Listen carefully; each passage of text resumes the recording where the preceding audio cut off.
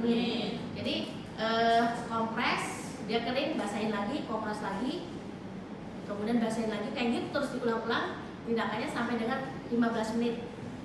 Ya, 15 menit Anda ambil ininya setelah 15 menit ya.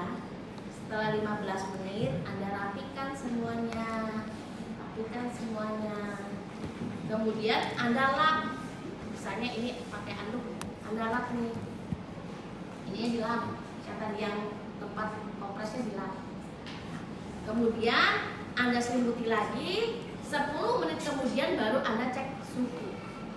Setelah 10 menit kemudian baru Anda cek suhu ya. Jadi pastikan ini keteknya kering, nggak basah supaya tidak berpengaruh ke ukuran suhunya. Setelah 10 menit baru Anda cek suhunya, dites ya.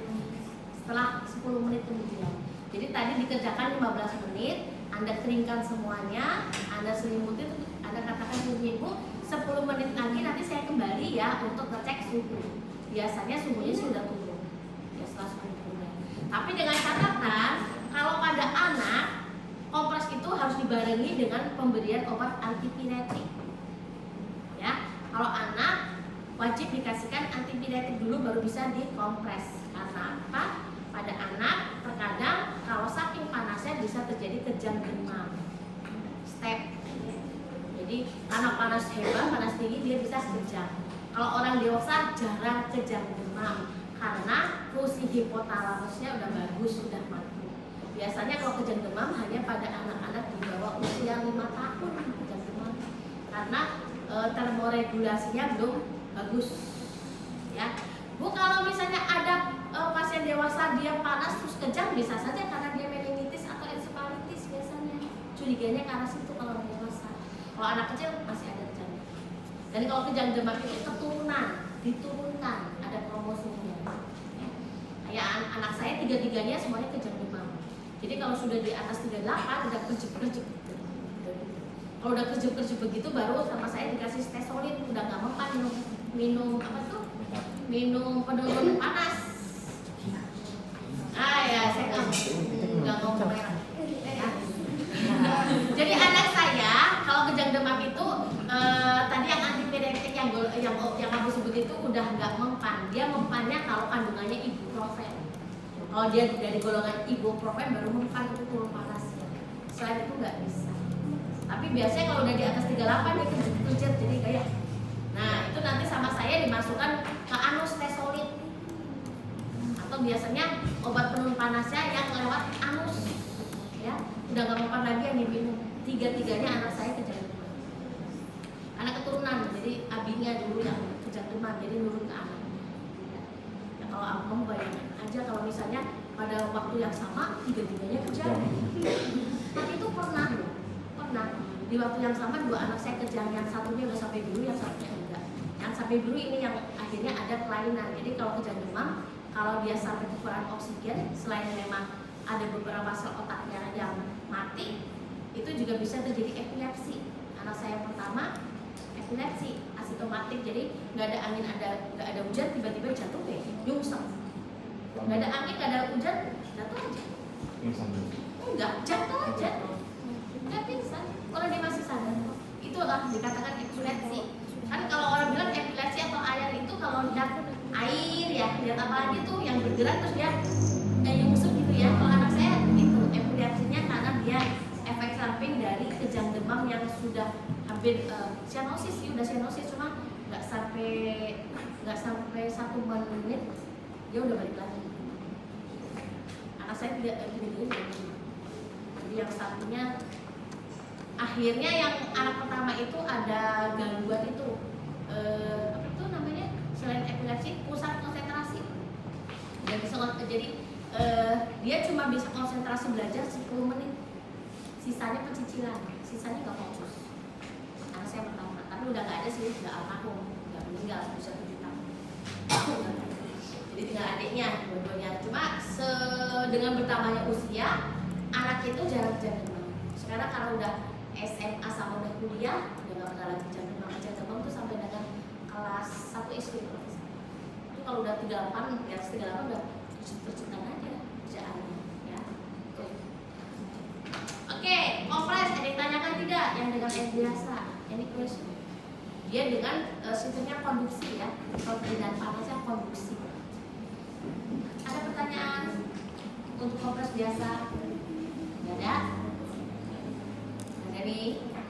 Nggak ada. Oke, kalau nggak ada saya lanjut ke tepid water sponge, TWS. Tepid water sponge atau sponge bed. Sponge itu tulisannya sponge ya. Sponge bed. TWS, tepid water sponge. Ya. Tepid water sponge ini dilakukan atau sponge bed dilakukan kalau anaknya di atas suhunya 38,5. Di atas 38,5 itu pakai TWS atau sponge bed. Dia menggunakan air hangat suam-suam kuku. Suam-suam kuku itu susah kasih taunya ya.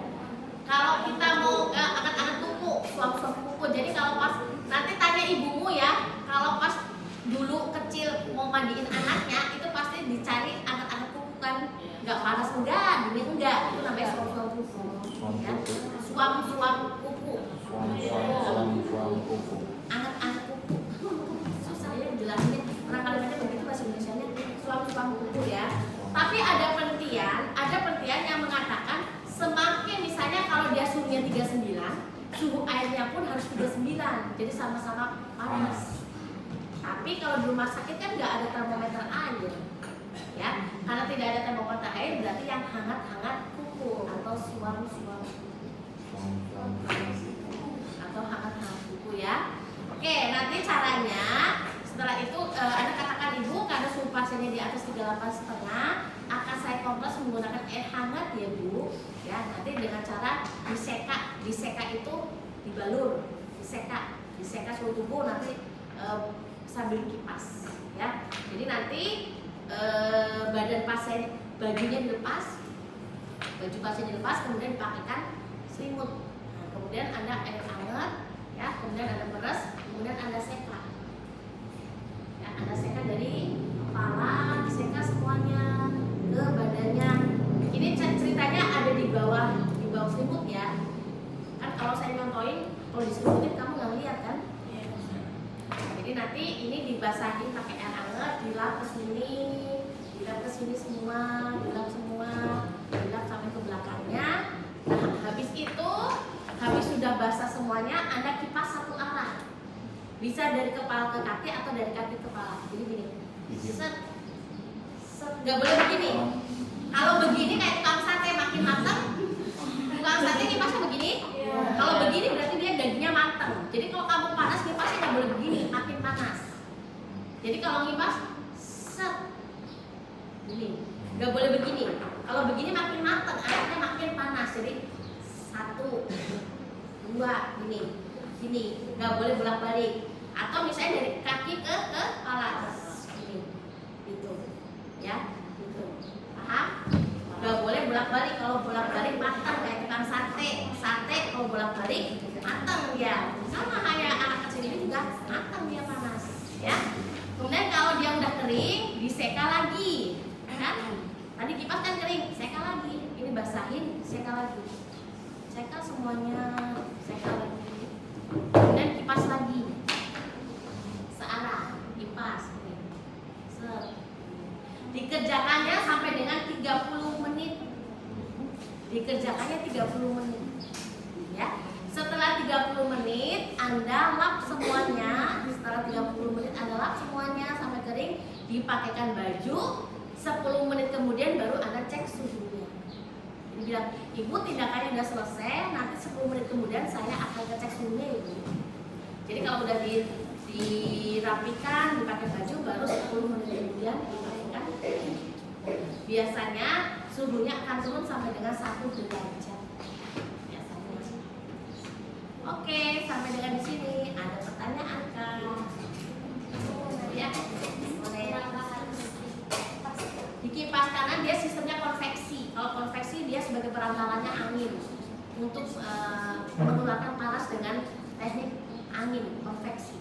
Makanya tadi saya nanya topi dan kawat ada apa saja? Radiasi, evakuasi, konveksi dan kondusi.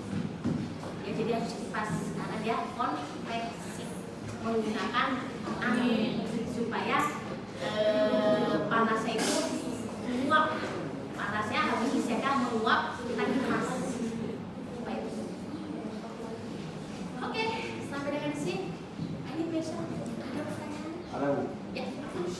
Nanti kalau ada developer itu dibalikin jadi kipas. Kalau ada kipas itu dibalikin nggak Bu bayinya? Enggak, di kipas biasa aja, bukan aja, segini aja. Iya Bu, bayinya dibalikin nggak? Enggak usah. Oh, usah. Gini aja. Oh, berarti bisa terus Bu? Iya. Sampai kering. Nanti karena dia saking panasnya yang belakang juga udah kering. Dia kalau bayi di atas 38,5 saking dia panas, yang belakang juga udah langsung kering. Nggak usah dibalikin. Ya Bu, gitu Bu. Enggak, ini aja di atas aja. Set. Atau sana. Nggak boleh bolak-balik. Bukan sate. Bayinya nanti matang. Oke, ada lagi yang ditanyakan? Ini question. Tanya lagi. Ayo nanya, nanti kalau ujian nggak boleh nanya.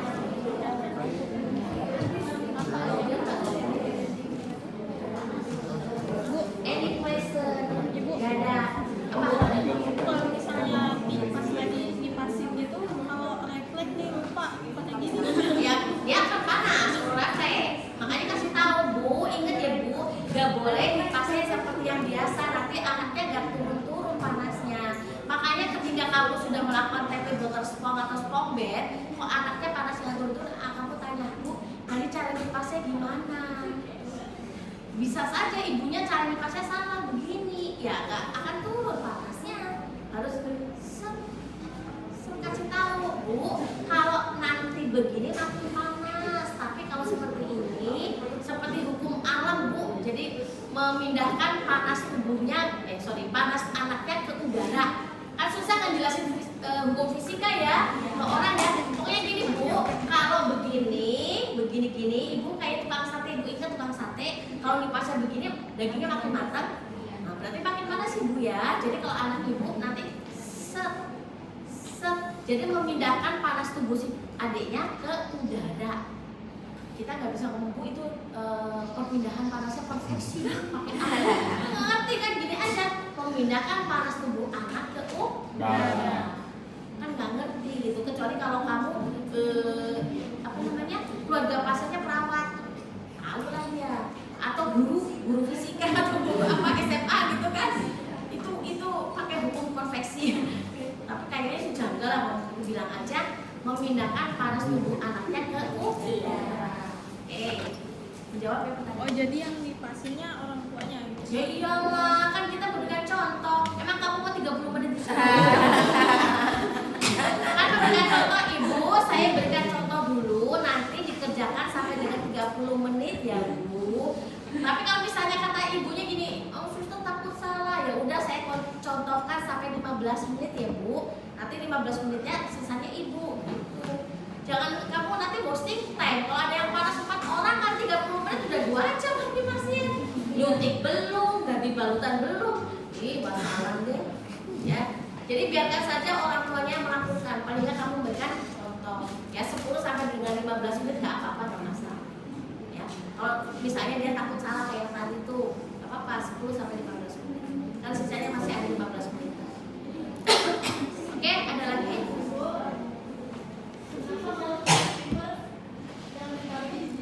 Apa? Ya itu kan kamu kemakan iklan, itu mah iklan aja begitu. Jadi kalau itu kan sebenarnya apa ya, susah menjelaskannya. Jadi kalau baby fever itu sebenarnya itu ada obatnya yang dia dipakaikan secara topikal ke kulit sebenarnya, bukan langsung menurunkan panasnya. Sebenarnya kalau jadi iklan sih saya nggak di endorse dulu ya. Jadi kalau yang itu yang di apa nih yang ditempel di sini itu memberikan rasa nyaman. Rasa nyaman, kalau dia panas kan anak nggak nyaman. Kalau dia dikasih yang dingin-dingin dia merasa nyaman. Kalau dia merasa nyaman berarti kan enak. Kalau enak berarti sinyal tubuhnya memberikan sinyal ke hipotalamus ini udah enakan di badannya, makanya turun panas akan turun. Jadi sebenarnya anak sakit itu bentuknya satu bikin dibikin bahagia aja si anak pasti cepat sembuh. Itu kuncinya. Mau sampai gede segede apapun kalau masih anak-anak, kalau asal dibikin bahagia cepat sembuh. Iya. Ya, contohnya anak saya nih, anak saya kan dulu dua-duanya mondok nih. Dia dengan alasan Umi pengen pulang. Kenapa pulang? Sakit. Alasannya mau pulang karena sakit. Dijemput sama saya. 3 hari kemudian udah sembuh. Kok aku udah sembuh ya? Emang kamu berapa hari di rumah? 2 minggu lah di rumah. Karena dia katanya kalau sakit seperti itu di pondok 2 mingguan baru kelas sembuhnya. Tapi ketika di rumah dia cepat sembuh cuma 3 hari. Nah, saya tanya, kenapa kamu cepat sembuh coba? Kayaknya sih karena aku bahagia ya Bu ya, katanya. Emang kenapa bahagia? Karena ada umi aku, katanya gitu. Karena ada umi aku. Oke. Jadi kalau anak dibikin bahagia cepat sembuh. Anak saya yang 3-3-nya itu yang setahun 1 kalau sakit itu jarang masuk rumah sakit. Tapi saya rawat sendiri dengan cara dia dipenuhi kebutuhannya, pengennya apa, makannya apa diikutin, sembuh. Karena dia senang, dia bahagia, masih bisa ketemu adik-adiknya sama kakaknya kan. Jadi bahagia. Jadi anak saya itu kalau udah sakit di rumah rata-rata cepat sembuh. Kayak yang kemarin tuh yang kuliah, dia juga sakit batuk pilek gitu kan. Nah minum obat, oh males. Umi ambil ini ya, dipaksain minum obat. Akhirnya mau nggak mau kalau diambil sama uminya pasti mau kan. Makan, nggak nafsu makan. Makan ini, gitu kan. Dia ambilin sambil galak kata abinya, ini perawat di rumah lebih galak daripada rumah sakit. Daripada masuk rumah sakit, mendingan galak gitu kan. Makan. Jadi anak saya itu makan kalau memang jadi karena manjanya. Jadi kan kemarin udah lulus SMA di pondok, nah sekarang kuliah. Jadi dia ada di rumah tuh, mulainya dari rumah nggak ngekos dia. Kemarin sakit 3 hari udah sembuh. Dia harus makan tidur kerjaannya sama minum obat. Sekarang dia udah senang, udah enakan badannya. Udah nih, alhamdulillah. Tapi kalau aku sakit di pondok itu nggak secepat ini ya, kamu nggak bahagia di pondok kali, jauh dari uminya. Kalau di pondok kan kalau sakit nggak ada yang ladenin minum obatnya. Ustadznya paling cuma nanya, udah minum obat belum? Ya, kalau misalnya jawabnya belum, ya jangan lupa minum obat ya. Paling begitu doang kan. Nah kalau anak-anak saya semuanya tuh pada saat di pondok saya berikan obat-obat dasar. Jadi kata anak saya selama di pondok itu obat-obatan tuh habisnya sama teman-temannya. Oh aku itu Umi sakit itu dikasih obat sama Umi tuh bukan sama aku habisnya. Terus saya tanya, selama obat kamu habis kamu sakit nggak? Enggak. Nah itu balasannya langsung sama Allah. Ketika kamu berbagi sama sesama, kamunya nggak sakit. Karena obatnya sudah buat temannya, kamu dapat pahalanya, kamu nggak sakit. Oh iya juga ya, kok nggak kepikiran ya? Nah, oh iya berarti aku kalau dimintain obat sama teman itu kasih supaya kamu nggak sakit. Betul, selama dia berbagi obat sama teman-temannya, dia nggak pernah sakit. Itu jadi ngajarin anak itu supaya nggak pelit. Jadi kalau balasan yang baik pasti biasa langsung dapat gitu. Anak saya tinggal 1 orang lagi cowok di pondok kelas 3 SMA, yang cewek mau kuliah. Tinggal 2, udah gitu. Dulu si repot setahun 1, punya headset pisan. Ya kan 4, 3, 2. Kalau sekarang udah gede-gede semua, udah punya dunia sendiri. Kalau diajak kemana-mana nggak mau. Ya kalau zaman dulu waktu kecil-kecil ikut ke kantor, mau berangkat kerja aja, satunya masuk ke rok nih masuk ke dalam, satunya megangin jilbab, satunya narik-narik, manja gitu nggak boleh kerja uminya. Sekarang udah gede mah, yaudah nih mau kesana kemana gitu. Cuma ditanya pulangnya kapan gitu aja nanyanya. Mau segede apapun kalau kita pergi selalu tanya pulangnya kapan gitu. Kamu sama kan kalau misalnya ibunya pergi ditanya pulangnya kapan mak, gitu kan. Tapi kalau bapaknya yang pergi bodo amat berapa sana. Seminggu 2 minggu bodo amat, yang penting ada ibu di rumah gitu kan. Iya sama kayak anak saya juga gitu. Kok kalau abinya pergi nggak pernah ditanya, biarin aja gitu. Tapi kalau uminya pergi seharian aja nggak kelihatan, lama ya nggak pulang-pulang, umi pulang kapan? Ya Allah baru keluar. Udah segede apapun pertanya umi pulangnya kapan? Kayak ini besok nih minggu depan saya pergi 4 hari kan, bisa nggak sih ini pulang pergi aja nggak usah nginep lah Jakarta gitu kan, pulang pergi. Pelatihannya aja mulainya jam 8, mau jam berapa umi dari rumah? Udah pulang pergi aja nanti diantar api dia pakai mobil, nggak mau capek gitu kan. Ya 4 hari lama banget sih, ini baru 4 hari Jakarta lagi gitu. Itu anak saya mau sehari mau 2 hari teleponin. Itu berarti tiap hari tuh harus video call, harus telepon. Anak saya begitu. Jadi Jadi anak saya kalau walaupun sudah kuliah, dia kalau nggak ditelepon sama uminya pasti nanya ke umi nggak telepon ya. Kalau kamu suka nggak kalau ditelepon sama mama atau ibu? Bener, yakin suka. Yakin. Jadi mama telepon aja, nggak pernah ini gitu kan? Kalau anak saya karena udah keseringan ditelepon, jadi kalau nggak telepon aneh. Jangan-jangan umi aku kenapa-napa, jangan-jangan sakit. Ya kemanapun Anda pergi, berkabar dengan orang tua ya. Kemarin itu ada orang tua, seminggu yang lalu ada 4 orang tua telepon ke saya karena anaknya belum pulang, belum sampai kampus padahal udah jam 8 malam. Anak S1 yang baru. Terus saya, ya akhirnya saya nyariin ini anak kemana kan, orang ditelepon sama orang tuanya kan bisa hilang kan, nggak tahunya itu kerja kelompok. Jadi kerja kelompok lupa ngasih tahu orang rumah. Udahlah, kalau udah kerja kelompok kan larut dengan pekerjaannya kan. Terus mereka udah ngabarin ibu bener karena ibu kerja kelompok. Tapi diomelin sama mamanya, lain kali izin ya.